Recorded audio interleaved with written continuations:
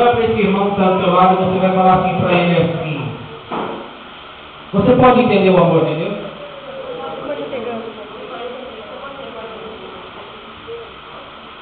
O que é isso, pastor? Entender o amor de Deus? Você já tentou se colocar assim no espelho, irmão?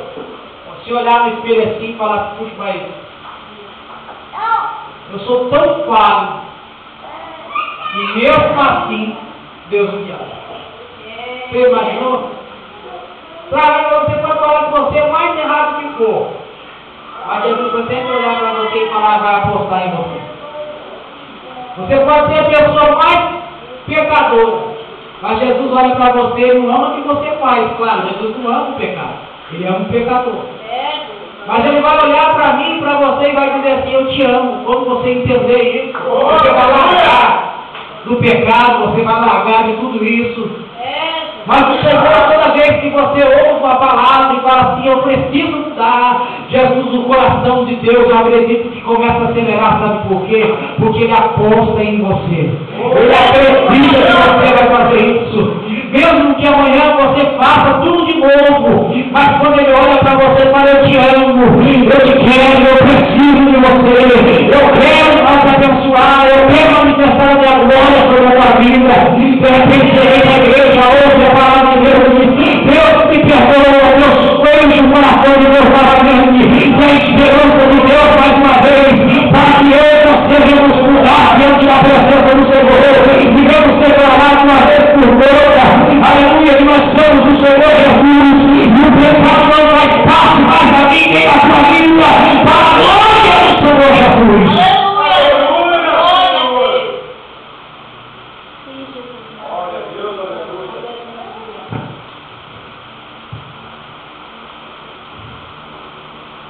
Olha para o teu irmão e diz assim, está tudo errado, mas vai dar certo. Esse é o Deus da minha mensagem. Aleluia. Que tema mais doido, né? Eu achei louco isso aqui. Está tudo errado, mas no final vai dar tudo certo. E eu vou te provar, aleluia. Abre a tua Bíblia no livro de Ruth, capítulo 1, os 3 primeiros versículos da palavra do Senhor, no livro de Ruth. Se você tiver dificuldade de saber onde está o livro de Ruth, ele está entre o livro de Gênesis e o livro de Apocalipse. Aleluia! Vai falar.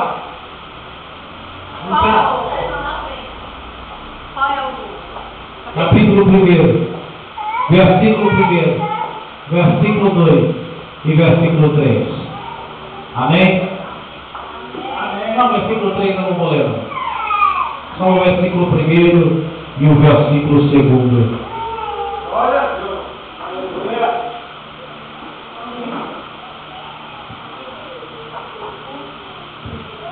Toda vez que você fazer o curso de teologia, você vai aprender que tem várias maneiras de interpretar a Bíblia. A história em si, época, anos, passado por dias nossos, a revelação do Espírito Santo é um. E tem significados de palavras, significados de nomes.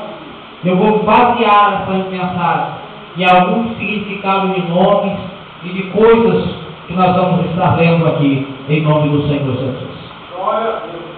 E a Bíblia diz, sucedeu que nos dias em que acharam o livro de Ruth aí, não está no livro de Apocalipse? Não, é tá, com certeza. Aleluia. É Versículo 1, capítulo 1, versículo 1, capítulo 1. Tudo primeiro. Aleluia.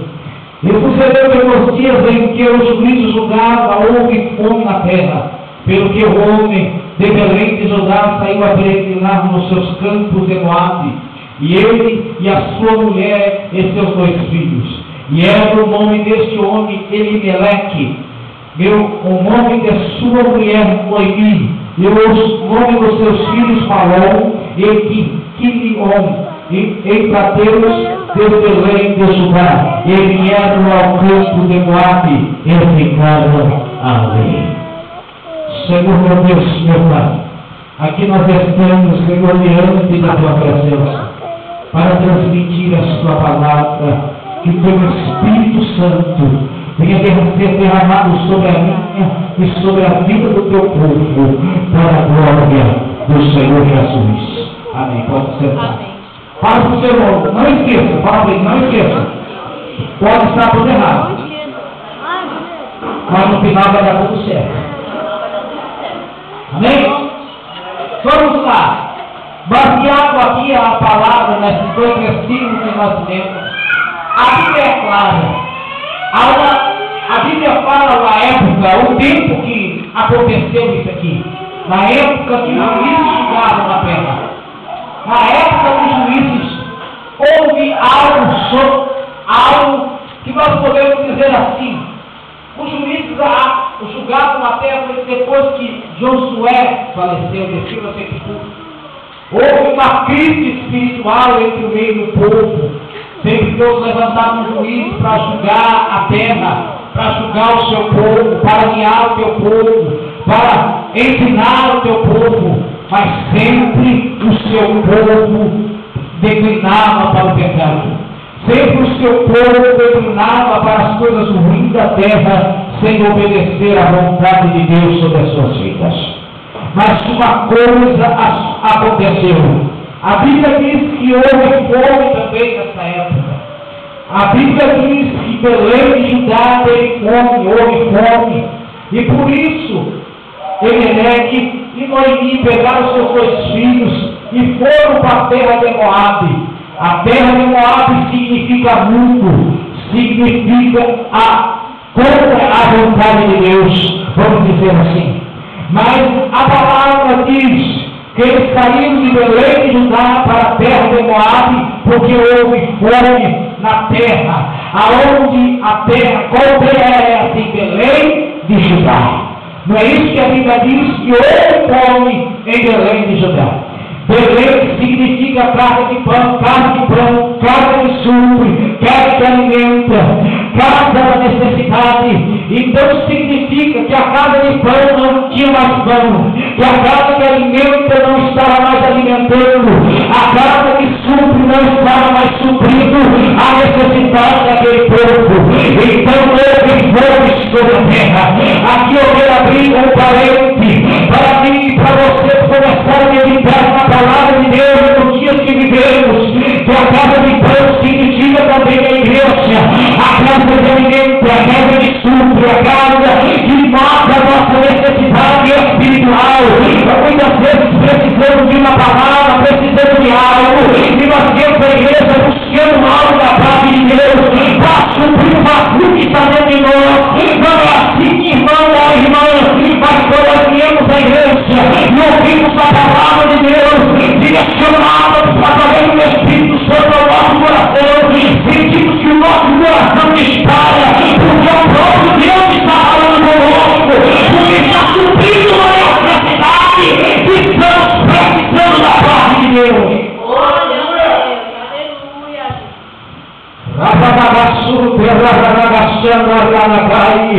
Então a terra que estava alimentando já não estava mais alimentando. O que significa isso, pastor? Está tudo errado, mas está tudo certo. No final vai dar tudo certo. Sabe por quê? Não, porque tem muitas vezes que passamos por crises espirituais, que muitas vezes dentro da igreja pode ser a palavra que for, sentimos vazio, sentimos muitas vezes pensando que vamos para a igreja e o nosso problema vai ser resolvido, e nós olhamos para o lado, olhamos para o outro e não achamos mais solução para nossos problemas. É verdade, papai. Sabe por quê, irmão? Olha aqui, olha o significado do nome desse homem. O significado de Emelec significa meu Deus é rei. Quando o pai dele viu aquela criança, falou assim: meu Deus é rei. Então eu vou colocar o nome do meu filho esse nome, que essa criança vai ser abençoada. Toda vez que o pai olha para o filho, irmão, ele declara, ele quer que o filho seja uma bênção. É ou não é verdade? Então, na glória a Deus, eu estou com qualidade. Glória a Deus. Aleluia. Quando ele nasceu, o pai e a mãe olhou para ele e deu esse nome. Meu Deus é rei, porque me deu um filho homem. Moisés, quando nasceu, no hebraico significa amável. Essa mulher vai ser amada.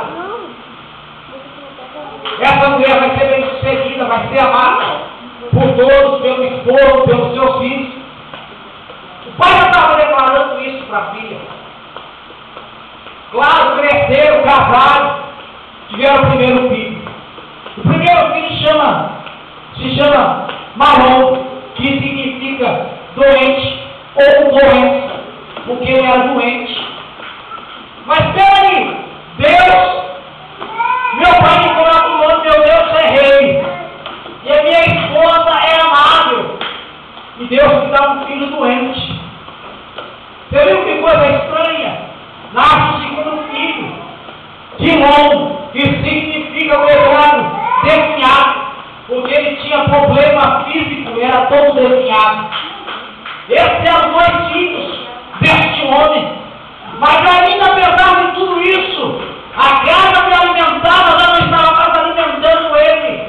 Mas ele resolveu, através de todos esses problemas, a descer a Moabe. Irmão, olha para o teu irmão. Olha dentro da bonita dos olhos dele. Fala para ele, olha aqui para mim que eu quero olhar para você. Fala para ele, pode acontecer o que for. Mesmo que você esteja passando fome, mas não saia de Belém de Judá. Não saia de Belém de Judá. Não vai para Moabe, porque Moabe o negócio vai ficar mais estreito. Eles pensaram assim, olha, aonde era para alimentar, não alimentou. Olha o nosso filho como que é, os nossos dois filhos. Vamos para Moabe. Moabe nós vamos ser abençoados. Chega lá em Moabe, casa seus dois filhos. Primeiro morre o marido, depois morre o primeiro filho, depois morre o outro filho, a sua sogra. A mãe resolve, Noemi, e fala assim, eu vou voltar para Belém de Judá. Despeja a sua nora, mas Ruth olha para ela e diz assim, eu vou voltar com você. Eu não vou ficar aqui, eu vou voltar.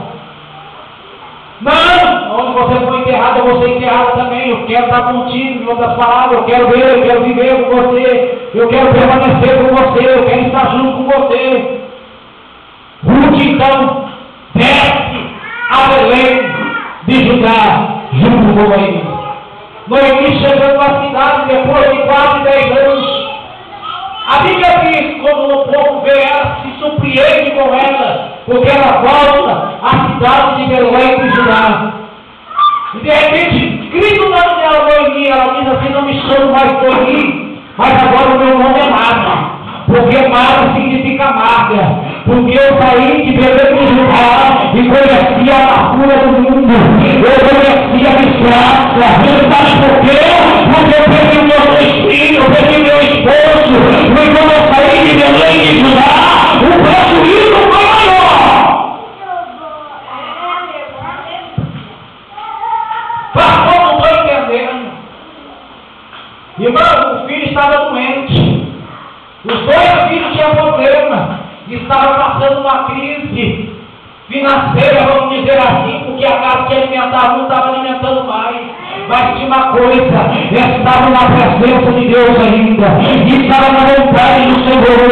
Mas quando eles saíram de terra de Moabe para a terra de Moabe, significa que eles saíram da presença de Deus, saíram na direção do Senhor, e eles começaram a obedecer.